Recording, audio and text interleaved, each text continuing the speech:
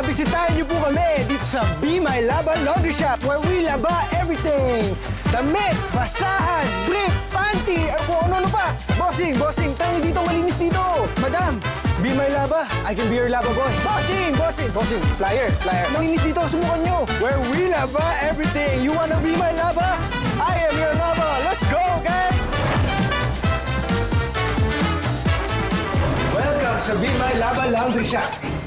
Oh, Mama Alice. Fresh na laundry para sa fresh naming customer. Ikaw talaga, Alex. Oh, ito ang tip mo. Uy! Salamat, Mama Alice. Okay.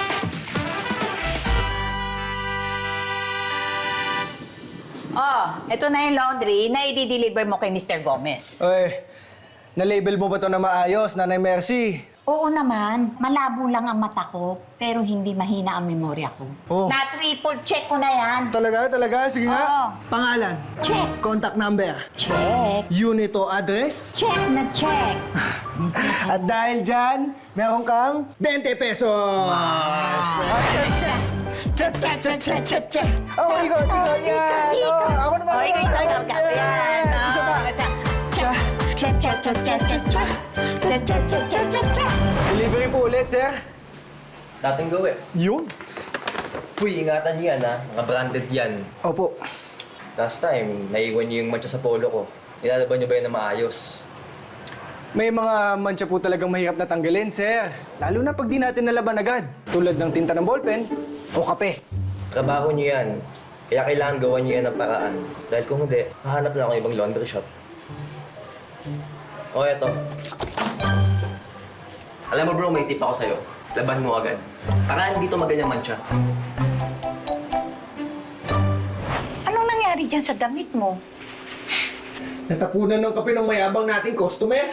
At least mayroon pa rin tayong loyal na customer, di ba?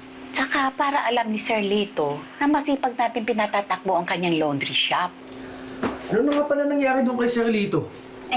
Bakit hindi na siya nakakadalaw ah? Dumaan nga dito kanina yung anak niya. Dinala tong mga labahin niya. Kakauwi lang galing Davao. Nagpapahinga daw si Sir Lito dahil tumataas daw ang blood pressure. Uy, alam mo, ang gandang babae pala ng anak ni Sir Lito. Pwede mo ligawan. Aba, malay mo, siya na yung forever mo. Nay, forever? Papatapusin ko muna mag-aral ang mga kapatid ko. Pamilya lang ang forever.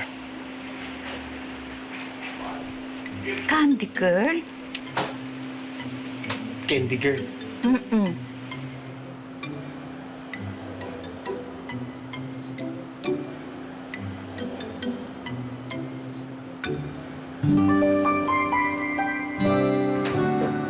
Good afternoon po. Welcome sa Be My Laba Laundry Shop. Ako nga po pala si Alex. Magpapalaba po ba sila?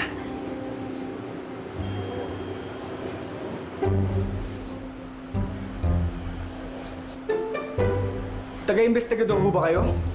May nangyayari bang krimen dito na hindi namin alam? Ay, Ma'am Arian! Nakasalang pa po sa dryer yung laundry nyo. Papadeliver na lang namin sa bahay nyo. Ay, naku, Nay Mercy. Okay lang po yun. Siya yung anak ni Sir Lito. Actually, Nanay Mercy, kumukuha lang naman ako ng mga litrato para dun sa interesado na magre-renta dito. Kaya okay lang po.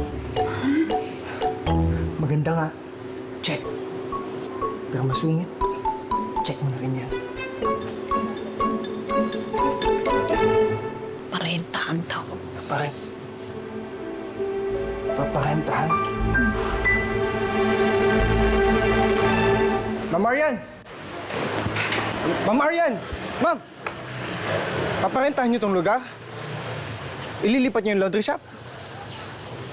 Chinek ko naman kasi yung sales nyo kanina. Hindi naman talaga kumikita. Kaya mas practical kung parentahan ko na lang tong spot na to. Teka lang, ma'am.